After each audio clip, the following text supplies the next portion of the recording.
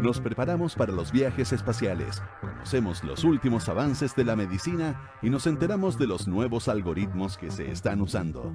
Activa tu inteligencia artificial, porque en Aire Fresco es hora de conversar con los expertos junto a Polo Ramírez y Francisco Aravena. Ya estamos junto a Francisco Aravena para hablar de ciencia, como todos los días martes aquí en Radio Duna. Don Pancho, ¿cómo le va? ¿Cómo estás, Polo? ¿Todo bien? Don Pancho, ¿sabes cómo? Don Pancho, es como han dicho, echan la culpa a Don Pancho a los chanchos y no a Don Pancho, algo así, ¿no? La culpa la tiene el chancho y no Don Pancho. No sé.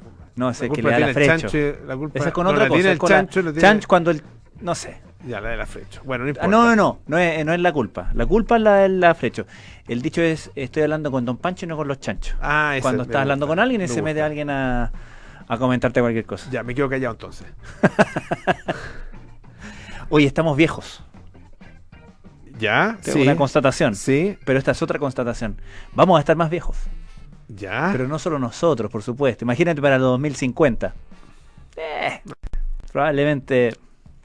ya nos habremos despedido. Claro, pero bueno. Pero estoy hablando como país. Para el año 2050 vamos a ser el único país latinoamericano, según las proyecciones demográficas, con un porcentaje de población adulta, de adulta mayor, similar al de Europa. Esto tiene que ver obviamente con las curvas de envejecimiento de la población y eso tiene que ver con todas las enfermedades relacionadas con el envejecimiento. Particularmente hay dos que son muy prevalentes y que inquietan demasiado, por supuesto, que además tienen un alto impacto social, que son el Parkinson y el Alzheimer. Y justamente en torno al Parkinson particularmente trabaja nuestra científica invitada de hoy, la doctora Maite Castro, quien es investigadora de la Universidad Austral y colaboradora del Centro Interdisciplinario de Neurociencia de la Universidad de Valparaíso. Y vamos a hablar con ella, obviamente de su trabajo en torno al Parkinson, que es muy interesante, pero también de una iniciativa en la cual ella participa, una iniciativa internacional que se llama ReBrain, que busca acercarse al tema del envejecimiento del cerebro de una manera saludable. ¿Cómo está, doctora Maite Castro? Buenas tardes. Hola, buenas tardes. Hola, Polo. Hola, Francisco. Qué bueno escucharlo. Muchas gracias por la invitación. No, muchas gracias a usted. Quería partir por un concepto más o menos amplio, pero ¿qué consideramos que, dada la, digamos, el proceso natural de envejecimiento del cerebro, cuándo decimos que un cerebro envejece de forma sana?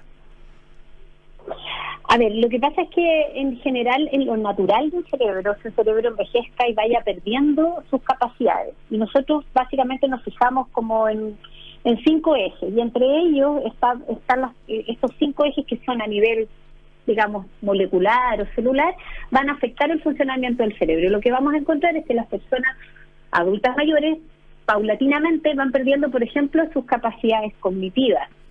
Y eso es básicamente lo que nosotros estamos tratando de intentar hacer en esta investigación o en esta red, esta iniciativa que se llama ReBrain, que tú presentaste en un inicio, que lo que apunta principalmente es no al alargar la vida de las personas, sino más bien hacer que las personas que tienen más expectativas de vida, por lo que hemos visto, ¿cierto?, en los últimos años, según las curvas demográficas, envejezcan más saludablemente, es decir, tengan una vejez con mayor autonomía y mayores capacidades. Y eso claramente va a ayudar a las personas adultas mayores mismas a disfrutar de su vejez, y también va a ser, por supuesto, un descanso y una alegría para la red de personas que está alrededor de estos adultos. Claro.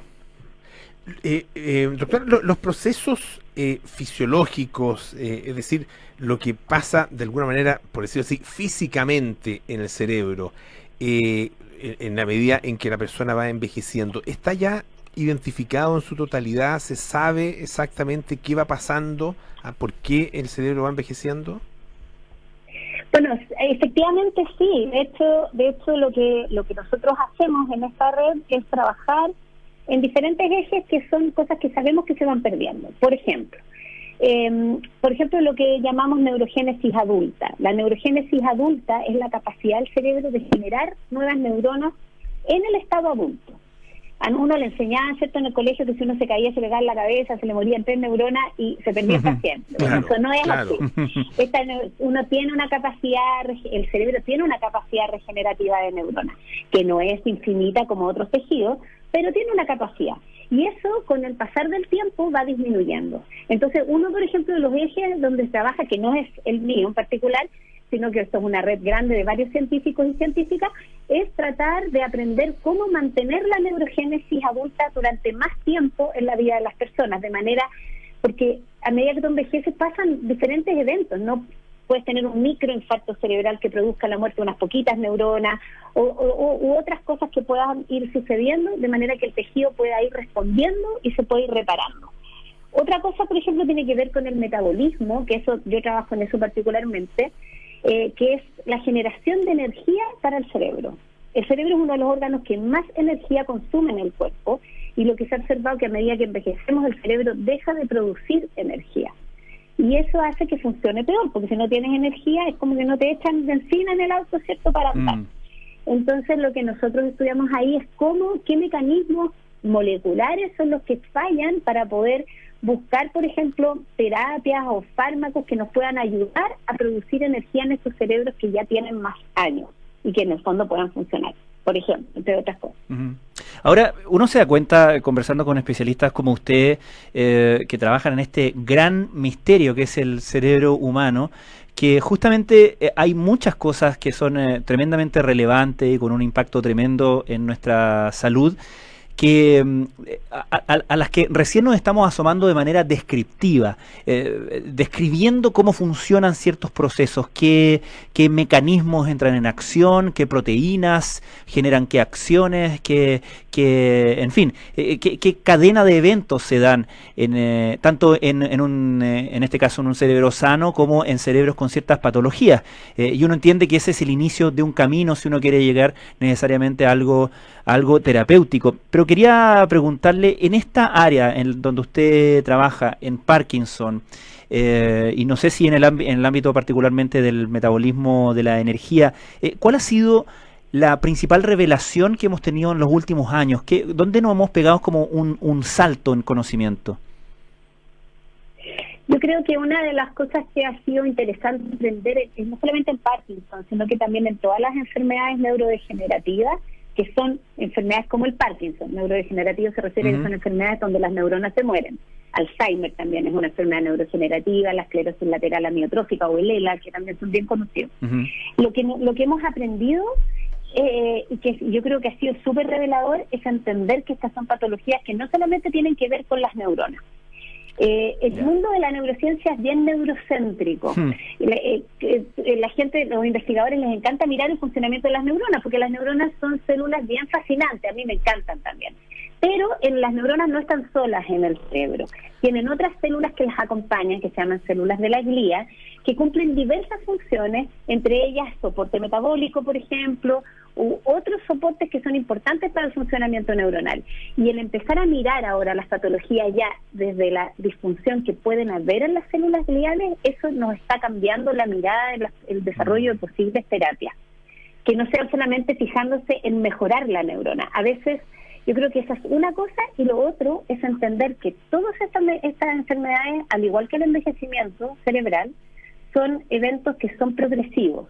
Una vez que parten, no hay una vuelta atrás. Entonces tenemos que entender que aquí lo más importante es prevenir antes de ir a curar, digamos, cuando ya tenemos un daño que es muy avanzado.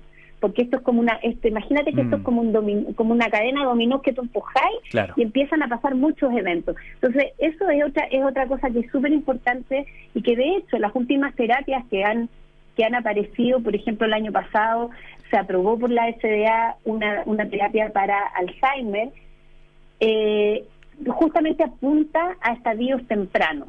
Y por último, lo último es que tenemos que entender que estas son patologías multifactoriales, donde no podemos atacar una sola cosa. Me acordé de lo que te dije, este fármaco que se aprobó, claro, el año pasado para uso de Alzheimer, claro, efectivamente, es bueno, pero no funciona por sí solo. Claro. Tú necesitas apuntar a otros blancos. Y, por ejemplo, a blancos, de hecho, hay varios investigadores en Chile, incluso que trabajan en disfunción de las células gliales, que era lo que te mencionaba al principio, y que están trabajando en el desarrollo o en la búsqueda de dianas terapéuticas o blancos terapéuticos en esas células. Y no significa que una terapia sea mejor que la otra, sino que tienen que ser complementarias. Estamos conversando con la doctora Maite Castro, que es investigadora de la Universidad Austral, colaboradora también del Centro Interdisciplinario de Neurociencia de la Universidad de Valparaíso. Y usted también es parte de esta iniciativa internacional ReBrain, que viene de las siglas en inglés, ¿no es cierto? Que es cerebro rejuvenecido. ¿Y en qué consiste exactamente? ¿Y qué tipo de, no sé si son terapias, utilización de medicamentos, cuáles son las vías, los caminos que se utilizan para este rejuvenecimiento cerebral? Bien, bueno, esta iniciativa es una iniciativa que está conformada por investigadores acá en Chile, investigadores en Europa y en Estados Unidos. Y básicamente la mirada importante aquí era mirar un poco más allá de esta cosa neurocéntrica que te decía antes. Entonces, los investigadores estamos buscando blancos terapéuticos, ya sea a nivel de células gliales, como también de otras células que son células que llegan al cerebro y que son las que viajan a través de la sangre, porque nuestro cerebro está en contacto con la sangre. Investigadores de este consorcio, esa no fui yo, así que no me voy a tirar flores, pero investigadores que están en este consorcio demostraron hace varios años atrás que hay ciertos factores sanguíneos en la sangre joven que cambian con respecto a la sangre adulta, y que cuando uno expone a cerebros envejecidos a estos factores que están en la sangre joven, estos cerebros envejecidos pueden rejuvenecer. Esto en animales, ¿ok? Entonces, a partir de eso, lo que estamos haciendo es buscar factores que cambian en la composición de la sangre desde jóvenes a adultos, donde podríamos buscar factores en esta sangre joven que podríamos utilizarlos, por ejemplo, como fármacos en personas adultas para rejuvenecer esos cerebros. Ese es como el centro de ReBrain. ¿Y a qué nivel trabajamos? Tenemos de todo, investigadores que trabajamos a nivel más experimental o preclínico, es decir, trabajamos a nivel de laboratorio, a lo más con modelos animales, y también algunos de los investigadores del consorcio ya están trabajando con algunas pruebas clínicas, no solamente en envejecimiento, sino también en enfermedades neurodegenerativas. Eso es más o menos el concepto de ReBrain. Ahora, tiene que ver con lo que usted nos mencionaba hace unos minutos respecto de cómo se ha ido descubriendo y cómo se ha ido trabajando en el sentido de dar cuenta de que obviamente ninguna de las partes del cuerpo, pero tampoco la neurociencia son por sí solas, que las neuronas no se explican en su funcionamiento o en sus patologías por sí solas, como podríamos aplicar a cualquier otra área, pero da la impresión de que solo en el último tiempo relativamente se han llevado a cabo o han tomado fuerza, por así decirlo. El último tiempo vienen en forma relativa, por cierto, pero estas iniciativas que lo que hacen es justamente no solamente incorporar especialistas de distintas áreas de, por ejemplo, las ciencias biológicas o de la medicina, ¿cierto? Sino también como realmente atacar los problemas de manera multidisciplinaria, ¿no? Y me imagino que eso también se da y es un buen ejemplo lo de ReBrain, no solamente en términos de disciplina, sino que también de nacionalidades, de instituciones, etcétera, ¿no? Por supuesto, de hecho la investigación no se puede llevar a cabo por un investigador solo, es lo menos investigador céntrica que hay. Claro, la investigación tiene que ser en redes. Y a veces parece que nosotros, los investigadores y las investigadoras, somos todos lo mismo, ¿no? Pero hay pequeñas diferencias que para nosotros son importantes. O sea, una persona que tenga, por ejemplo, en este caso, yo mi formación primaria, yo estudié bioquímica primero, pero hay otros bioquímicos dando vuelta en el consorcio, pero mi especialización ha sido más a lo que te decía antes, claro, a la producción de energía, del cerebro, etcétera. Mi aporte en ese sentido es súper importante cuando yo hablo con los expertos de neurogénesis y reparación de tejido, porque la reparación de tejido necesita producción de energía. Y luego tenemos otros expertos que saben de diseño de fármacos y de lo que ese es otro mundo, porque uno llega a la propuesta del fármaco y de ahí empezamos a escalar para arriba, y estos son años y mucha gente además poniendo sus cabezas para poder lograr una idea, ¿no? Que se concrete en algo que sea útil para la sociedad. Doctora, se me quedó una cosita en el tintero cuando usted mencionaba al cerebro como productor de energía. ¿Cómo produce energía el cerebro? Mira, todas las células de nuestro organismo producen energía a partir de los nutrientes que nosotros consumimos. De hecho, eso es algo que aquí quizá los que nos escuchen, que nos estén escuchando, ¿cierto?, en nuestros radioescuchas de hoy, se van a acordar. Todos alguna vez en el colegio nos enseñaron, ¿cierto?, que uno cuando comía un pedazo de pan, el pan se iba degradando, qué sé yo, también las proteínas, las grasitas, y esto se absorbía finalmente en pequeñas unidades que pasan al torrente. La perdimos un segundo. Pequeñas unidades que pasan al torrente sanguíneo, ahí quedamos. Claro, aminoácidos de las proteínas, qué sé yo, ácidos grasos de los lípidos, o ¿cómo se llama?, o monosacáridos del caso de los carbohidratos. Todo eso pasa a la sangre y llega a los tejidos. Y los tejidos son capaces de degradar aún ahí completamente estas unidades chiquititas de la comida, ¿no?, de la que está compuesta la comida que ingerimos, y cuando la degradan, básicamente lo que hacen es oxidarlo, la oxidan y producen energía. Y esa energía la utilizan para las tareas que tienen que cumplir. De hecho, por ejemplo, el ejemplo clásico que tenemos son la musculatura esquelética, que es la que nos permite movernos, nos permite caminar, nos permite correr, nos permite levantar los brazos, etcétera. Y ahí tenemos células que están constantemente degradando, ¿cierto?, la comidita que tenemos, ¿no?, y están produciendo energía que permite la contracción muscular y el movimiento. En el caso del cerebro, el cerebro necesita, en vez de contraer, pues el cerebro no se dista tanto músculo, no se va a contraer, ¿cierto?, para moverse, pero necesita mover iones, porque el cerebro al final se conecta como una red eléctrica, y entonces mueven iones con cargas negativas y positivas, y eso requiere mucha energía. Y esa es la energía que gasta el cerebro para funcionar. Perfecto. Doctora Maite Castro, le queremos agradecer muchísimo que haya estado esta tarde con nosotros, investigadora de la Universidad Austral, también colaboradora del Centro Interdisciplinario de Neurociencia de la Universidad de Valparaíso. Muchísimas gracias, que esté muy bien. Muchas gracias, doctora. Muchas gracias, que tengan buena tarde. Muchas gracias por la invitación. Igualmente. Bueno, ya nos vamos.